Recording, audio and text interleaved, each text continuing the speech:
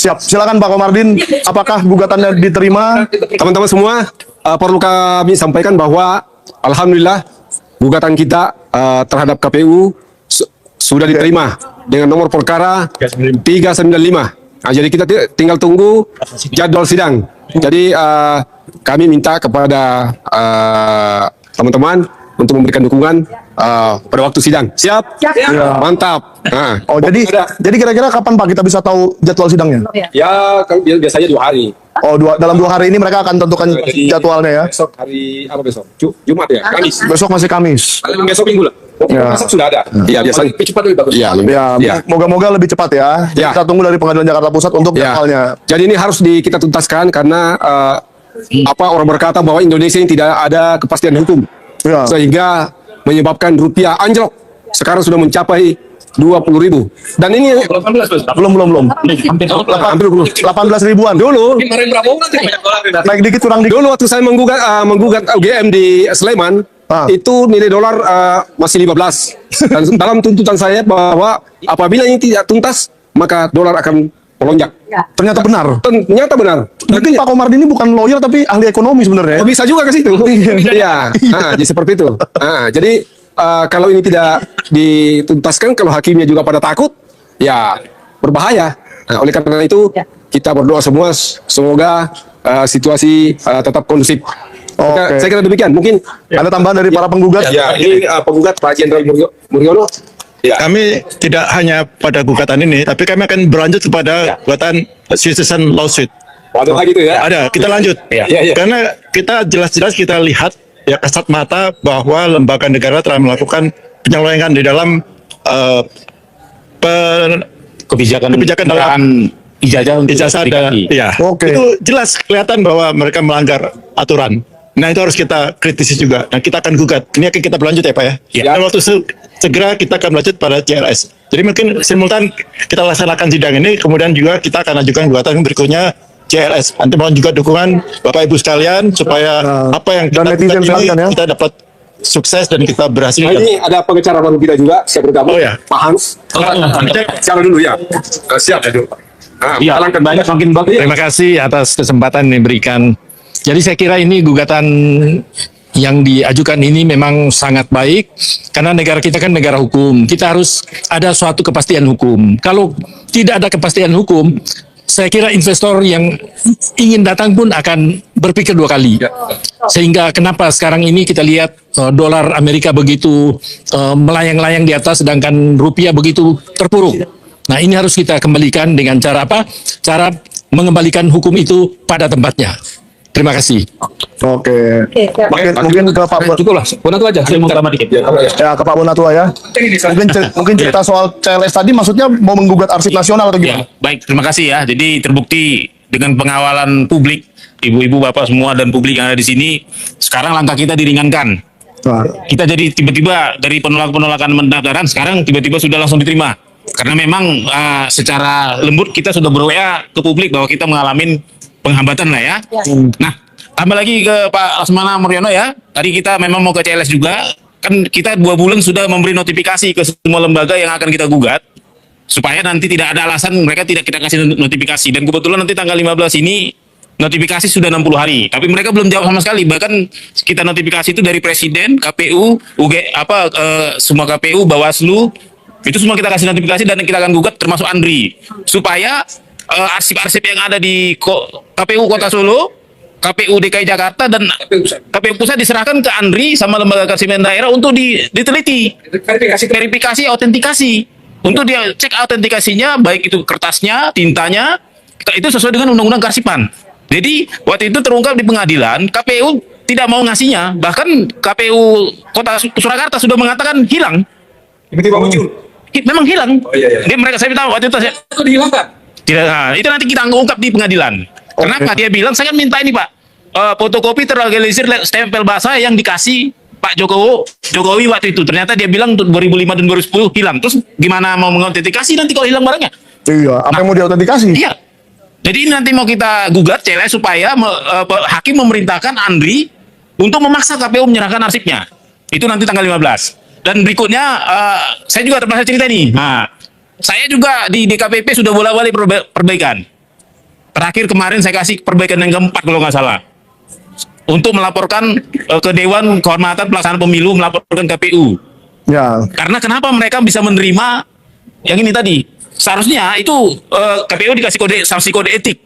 Seperti itu. Jadi mohonlah nanti DKPP tolonglah nanti jangan sampai seperti inilah. Ya. Tolong cepat-cepat dikeluarkan nomor registranya biar kita bersidang juga nanti. Ya daripada malu kan kita datang ke sana kan. Yang seharusnya online bisa tiba-tiba disuruh datang langsung ya nggak apa-apa kalau memang jadi juga. Seperti itu izin. Yang nggak enaknya kalau kita bilang mau datang juga Mbak Menu kan. Jadi repot Mbak Menu. Ya lawan mak repot nih. Dan Mama repot.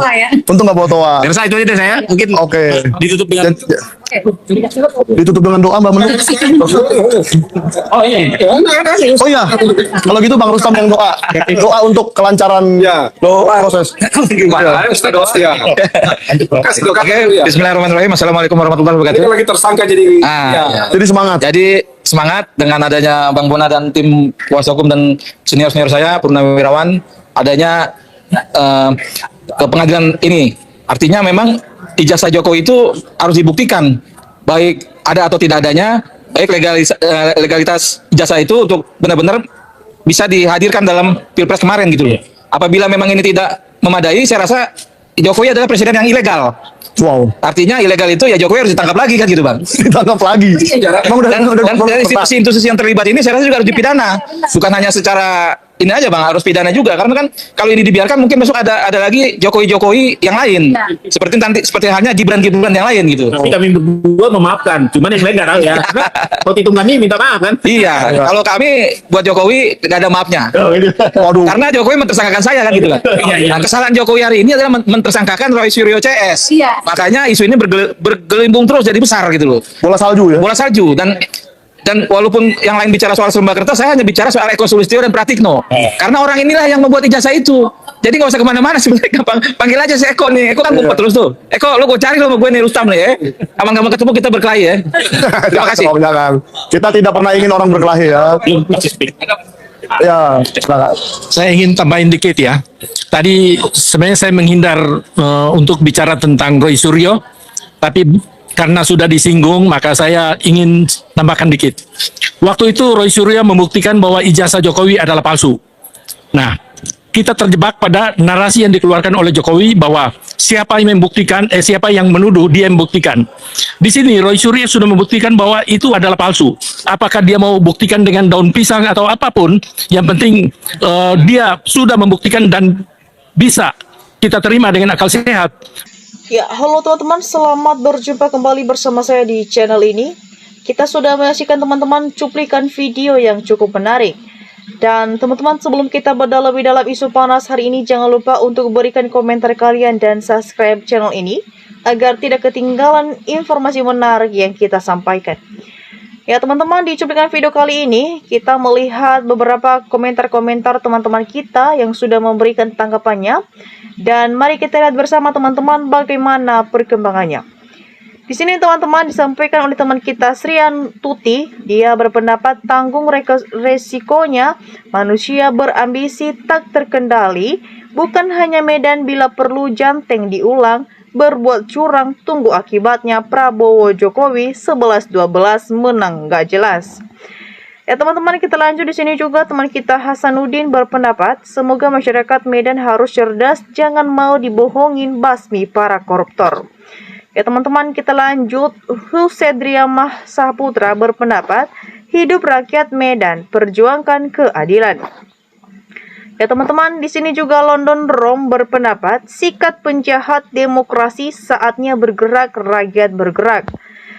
Ya teman-teman, disampaikan oleh teman kita Dinjat Yeni berpendapat sudah waktunya perubahan. Ayo rakyat Medan lebih cerdas, akal sehat demi demokrasi. Di sini juga teman-teman Yulini berpendapat sudah waktunya para koruptor disingkirkan. Jangan takut, kita rakyat Indonesia ini bumi kita, salam cerdas. Ya teman-teman, kita lanjut. Nuryanto berpendapat ya alhamdulillah, teruslah bersatu seluruh warga Sumut Medan, pilihlah pemimpin yang benar, takut kepada Allah, agar tetap istiqomah, jujur dan amanah. Di sini juga teman-teman, Tony Said berpendapat KPU harus berpikir panjang, harus mengikuti permintaan masyarakat, harus diulang, bila tidak masyarakat ditakutkan ngamuk. Ya teman-teman, admin Shergar juga memberikan tanggapannya, ya sangat setuju, ditunggu prosesnya. Di sini juga teman-teman, Andesya Nahak berpendapat jika kecurangan itu terbukti bersifat tersebut, alangkah baiknya pencalonan presiden berkualifikasikan. Ya teman-teman, kita lanjut. Di sini juga teman kita Iskandar berpendapat, kami rakyat setuju Pilkada Sumut harus diulang kembali. Ya, Farans Bay baru juga memberikan tanggapannya, ayo Medan menyala, tolak dinasti politik, usut tuntas Blok Medan. Ya teman-teman, Hombing Shalom memberikan tanggapannya, pilihlah pemimpin yang orangnya adil, jangan pilih suku, ras, dan agama. Ya teman-teman, kita lanjut. Rinat Jandra berpendapat, setuju Pilkada di Sumut mohon diulang secepatnya untuk menyelamatkan bangsa Indonesia. Ya teman-teman, kita lanjut. Di sini juga kita Yeni Sombowadil berpendapat, kebenaran dan keadilan akan mendapat jalannya sendiri. Ya teman-teman, di sini juga teman kita Usar memberikan tanggapannya, kalau benar keadilan ini terjadi, Pilkada di Sumut harus diulang. Ya teman-teman, di sini juga Wutu Wijoroto memberikan tanggapannya, lanjutkan perjuanganmu, cerdas dan wajib berani merdeka. Di sini juga teman-teman Paksi Balana memberikan tanggapannya, aliansi anak Medan tolak menantu Mulyono, jangan biarkan berkuasa di Medan. Ya teman-teman, di sini juga teman kita Brian Chase memberikan tanggapannya, saudaraku itu semua udah diatur oleh para koruptor. Maju terus basmi kecurangan, saudaraku, mantap. Ya, di sini juga teman-teman Darwin Sin memberikan tanggapannya, saya yakin kalau diulang siapapun yang kalah pasti Lewongo. Di sini juga teman-teman Pakuwon Boys memberikan tanggapannya, Pilkada Sumut Bansos percok banyak kecurangan. Di sini juga Hendy Guncoro memberikan tanggapan, ayo bongkar bank biar tahu Mulyono.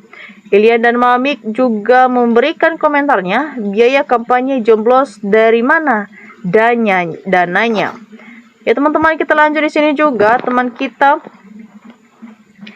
Umi Hami memberikan tanggapannya, alhamdulillah, semoga Allah tunjukkan jalan yang engkau ridhokan, berikan keberanian masyarakat untuk menyuarakan kebenaran, hancurian gemimoh dan zolim. Ya teman-teman, kita lanjut. Di sini juga teman kita Haryanto Tomang memberikan tanggapannya, perlu dikualifikasikan suara rakyat, jangan diabaikan demi mendapat kekuasaan yang tidak sesuai aturan. Ya teman-teman, di sini juga teman kita Juharian Gusti memberikan tanggapannya, kalau curang ya ulang, KPU harus jujur, Jokowi nggak usah ikut campur. Ya teman-teman, kita lanjut. Wayusin Supriyatno memberikan tanggapannya, ayo Medan contoh DKI Jakarta, warga cerdas, intelektual dan spiritual, tidak mempan disejenin bansos upload subuh. Akun Vivoku juga memberikan tanggapannya. Ya, di sini dia berpendapat teman-teman, Bobi Nasution batalkan kewenangannya, kita jangan mau dipimpin oleh pelaku kecurangan. Ya teman-teman, kita lanjut. Di sini juga teman kita John Hefni memberikan tanggapannya, KPK yang salah, yang lain dihukum, sedangkan Blok Medan aman karena KPK takut menangkap.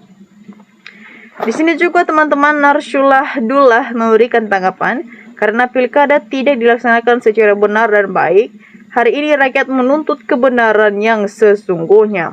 Nah teman-teman, bagaimana tanggapan kalian mengenai isu polemik ini dan tanggapan teman-teman kita yang sudah kita dengar bersama? Jangan lupa teman-teman untuk berikan opini cerdas kalian di kolom komentar di bawah, agar kita bisa bertukar pikiran bersama di channel ini. Dan teman-teman, demikian saja cuplikan video kali ini. Jangan lupa saksikan video berikutnya yang tak kalah menarik. Salam NKRI, harga mati.